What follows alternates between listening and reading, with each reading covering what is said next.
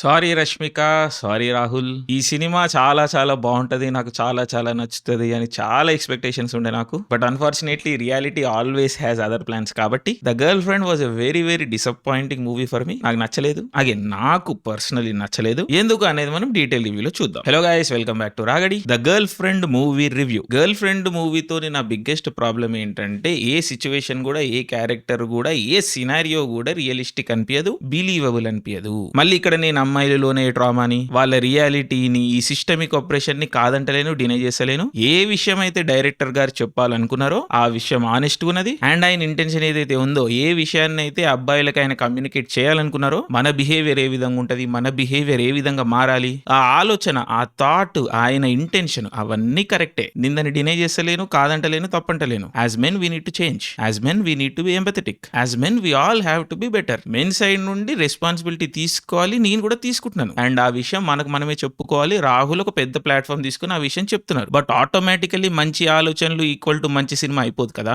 So purely 'the girl friend' అనే cinema గురించి మనం మాట్లాడుకుంటే ఏ పాయింట్ లో కూడా మూవీ టేక్ ఆఫ్ అవ్వదు. ఎందుకంటే ఏ పాయింట్ లో కూడా ఏ క్యారెక్టర్ కూడా రియల్ గా మనకు అనిపించదు. We have nothing, literally nothing to hold on to. Rashmika గారి క్యారెక్టర్ సబ్డ్యూడ్ క్యారెక్టరా, ఆపరేజ్డ్ క్యారెక్టరా, లేదా సిచ్యువేషన్ కి తగ్గట్టు చేంజ్ అవుతుంటారా అని మనకి ఏ పాయింట్ లో కూడా క్లారిటీనే రాదు. ఓపెనింగ్ లేవో రష్మిక గారు అంతా మెల్లోగా, లేకపోతే పెద్దగా మాట్లాడకుండా బీడియంగా ఉంటా ఉంటారు. కానీ అదే హీరోతో ఫస్ట్ సీన్ లోనేమో she's very assertive. Male lead తో టాక్ బ్యాక్ ఉంటది, ఆ టూ అండ్ ఫ్రో ఉంటది. ఆవిడ ఒక ఫుల్ క్యారెక్టర్ లాగా అనిపిస్తారు. మళ్ళీ ఈ యాంగిల్ ఇంకా సినిమాలో ఎక్కడ బయటికి రాదు. సో మనకు అర్థం కాదు రష్మిక క్యారెక్టర్ ఏదైతే ఉందో, భూమా క్యారెక్టర్, ఆ క్యారెక్టర్ ట్రేట్స్ అనేవి అసలు ప్రాపర్లీ ఎస్టాబ్లిష్ అవ్వవు. సో మనం కనెక్ట్ అవ్వము ఏ పాయింట్ లో కూడా. అట్లీస్ట్ నేనైతే అవ్వలేదు. Bhuma doesn't feel like a real person. And that hero fellow character అయితే చాలా ఆఫ్ ఉంటది. ఏదో అక్కడక్కడ క్యారెక్టర్ ని కొంచెం వల్నరబుల్ చేసే ప్రయత్నం చేసిర్రు. But overall he's a repulsive character. So proper villain అన్నమాట. దీక్షిత్ శెట్టి క్యారెక్టర్ ఏదైతే ఉందో ప్రాపర్ విలన్. ఏ పాయింట్ లో కూడా లైకబుల్ అనిపించదు. అండ్ దానికి తోడు ఆయన acting, that whole treatment did not work. And Anu Emmanuel character కూడా ఓకే, కొంచెం గ్రే షేడ్ ఏ క్యారెక్టర్ లో అన్న ఉంది, కొంచెం కాంప్లెక్సిటీ ఏ క్యారెక్టర్ లో అన్న ఉంది అంటే దుర్గా క్యారెక్టరే, అను ఇమాన్యుయల్ గారు ప్లే చేసిన క్యారెక్టరే. బట్ అన్ఫార్చునేట్లీ ఆ క్యారెక్టర్ కూడా ఇక్కడికి పోదు. ఫస్ట్ హాఫ్ లో, సెకండ్ హాఫ్ లో కొంచెం రోల్ ఉంటది. బట్ ఒక పాయింట్ తర్వాత అగైన్ సైడ్ లైన్ అయిపోతారు. And beyond characters also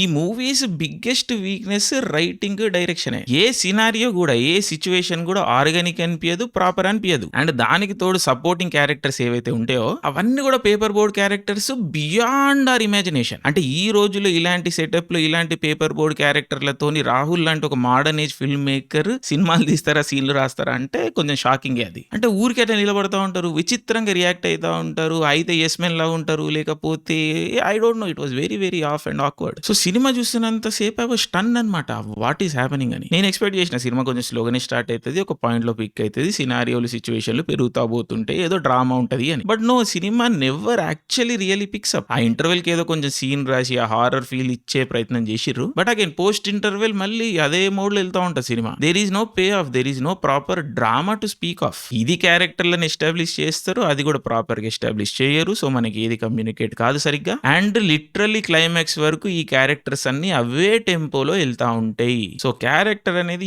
a point లో కూడా ఆఫ్ ట్రాక్ వెళ్ళినప్పుడు డ్రామా ఎక్కడి నుంచి జనరేట్ అవుతుంది. అగైన్ ఏడుపు అనేది డ్రామా కాదు కదా. సో అన్ఫార్చునేట్లీ రైటింగ్ అనేది చాలా చాలా లెట్ డౌన్ చేసింది 'ద గర్ల్ ఫ్రెండ్' ఫిల్మ్ లో. And same goes for the direction. Rahul is a very very good film maker. మరి 'ద గర్ల్ ఫ్రెండ్' లో ఏమైందో నాకు అర్థం కావట్లేదు. అఫ్ కోర్స్ ఇది ఒక చిన్న సినిమా, మల్టిపుల్ డిలేస్ అయినాయి. ఈ గ్యాప్ లో మళ్ళీ ఏమైనా కథలు మారినాయా, లేకపోతే సిచ్యువేషన్లు మారినాయా నాకు తెలియదు. But purely speaking as a film, 'the girl friend' అనే మూవీ నాకు అస్సలు అంటే అసలు వర్క్ అవ్వలేదు. ఒక పాయింట్ తర్వాత ఫ్రస్ట్రేటింగ్ ఉంటది, చూడలేని సిచ్యువేషన్ వస్తుంది. బట్ నేను ఫ్రెండ్స్ తో వెళ్ళిన కాబట్టి ఒకరినొకరు పట్టుకొని కూర్చొని క్లైమాక్స్ వరకు ఫినిష్ చేయగలిగినాము. అండ్ క్లైమాక్స్ లోనే ఎంతో కొంత ఉంటది, ఎంతో కొంత మనకి ఇస్తారు అని అనుకున్నాను. బట్ అన్ఫార్చునేట్లీ నో, అబ్బా ఎండ్ అయిపోయిందా ఏం లేదా అన్న ఫీలింగ్ లోనే ఎండ్ అవుతుంది. నేను అస్సలు ఎక్స్పెక్ట్ చేయలేదు గర్ల్ ఫ్రెండ్ ఫిల్మ్ ఈ ఫీలింగ్ ఇస్తుంది నాకు అని. But again such is life, ఏం చేయలేం. అండ్ బియాండ్ ఫిల్మ్ ఆల్సో కొన్ని విషయాలు నాకు అనిపించినాయి. అదేంటంటే సినిమాలో రీడీమబుల్ మేల్ క్యారెక్టర్ కూడా లేదు.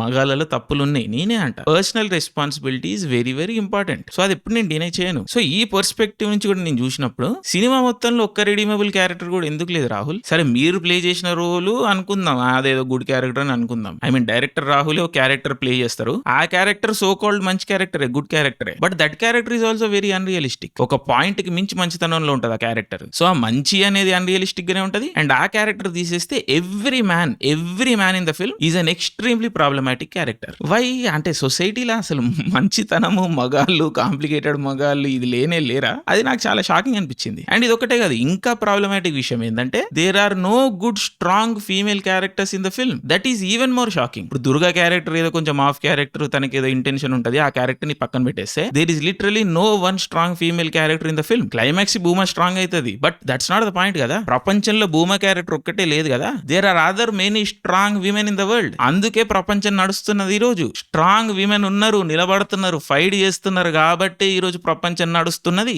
ఆడవాళ్ళకి రైట్స్ వస్తున్నాయి. బట్ అది సినిమాలో ఎందుకు కనిపిస్తలేదు? భూమా క్యారెక్టర్ పైన చాలా అట్రాసిటీస్ జరుగుతున్నాయి, but literally no other women stands up for Bhuma. Like how is this world real? నేనేదో వచ్చేసి అందరు భూమాని మొత్తం సెట్ చేయాలంటలేను, బట్ ఒక్కరన్న స్టాండ్ అప్ అయ్యి ఏమైతుంది అని మాట్లాడారా? That is actually very insulting. ఒక్క స్ట్రాంగ్ ఫీమేల్ క్యారెక్టర్ కూడా లేకపోవడం other than Bhuma, that is actually quite insulting. So మనుషుల్లో ఉన్న కాంప్లెక్సిటీ తీసేసి, సిచ్యువేషన్స్ లో ఉన్న కాంప్లెక్సిటీ తీసేసి, మొనాటనస్ క్యారెక్టర్లు రాసి ఏదో వియర్డ్ డైనమిక్ ఒకటి క్రియేట్ చేసే ప్రయత్నం చేసి ద గర్ల్ ఫ్రెండ్ ఫిల్మ్ లో మంచి ఇంటెన్షన్ తో ఉంటూ కూడా రియాలిటీ యొక్క కాంప్లెక్సిటీని నెగెట్ చేస్తుంది ద గర్ల్ ఫ్రెండ్ అనే సినిమా. అండ్ అందుకే ఈ సినిమా వర్క్ అవ్వకుండా అయిపోతుంది. సినిమా చూస్తున్నప్పుడు మా ఫ్రెండ్ అంటా ఉండే అనమాట, ఇదేదో 90s గూండారాజ్ బిహార్ చూస్తున్నట్టు అనిపిస్తుంది ద గర్ల్ ఫ్రెండ్ చూస్తుంటే అని. అంటే ఏ ప్రపంచంలోనో ఏం జరుగుతుందో కూడా అర్థం కాదు మనకి, ఒక డిఫరెంట్ టైం లైన్ లో ఉన్నట్టు అనిపిస్తుంది. అగైన్ నేను రియాలిటీలో జరిగే అన్యాయాన్ని కాదంటలేను, but the issues in reality are much much more complex. అందుకే వాటిని సాల్వ్ చేయడానికి టైం పడుతున్నది. ఇట్లా ప్యూర్ ఈవిల్ విషయాల్ని ఆపడం చాలా ఈజీ, ఎందుకంటే అది పవర్ గేమ్ అయిపోతుంది. ఇప్పుడు సొసైటీలో ఈవిల్ అనేది లేకపోతే ఈవిల్ యాక్ట్స్ అనేవి ఎందుకుంటాయి?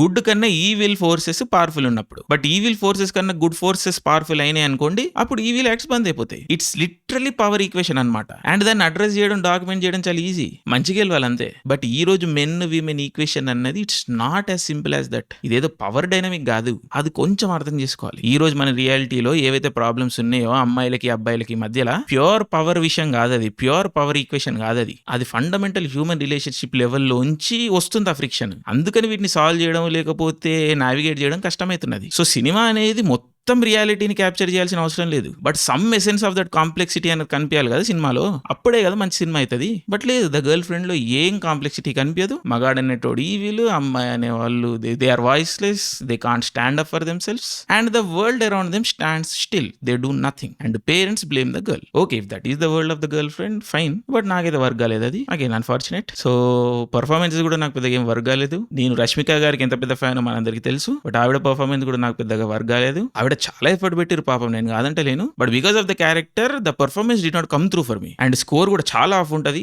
సినిమా ప్లేన్ వెళ్తుంటది, స్కోర్ హైపర్ అవుతా ఉంటది, అర్థం కాదు మనకి. పాటలు ఒకటి రెండు ఓకే బానే ఉన్నాయి, టెక్నికల్లీ కూడా సినిమా ఏం స్టాండ్ అవుట్ అవ్వదు. Again that was also surprising. So overall the girl friend film ఇది నా ఒపీనియన్. అగైన్ సినిమాకి మంచి పాజిటివ్ రెస్పాన్స్ వస్తున్నది. సో మీరు కూడా చూడండి ద గర్ల్ ఫ్రెండ్, చూసి ఏమనిపించిందో చెప్పండి. ఇదైతే నా personal opinion. Again personal opinion, so అర్థం చేసుకుంటారని అనుకుంటున్నాను. Again sorry Rashmika, sorry Rahul, I wanted to love this film very very badly. Yes, thank you, love you all, Jai Hind.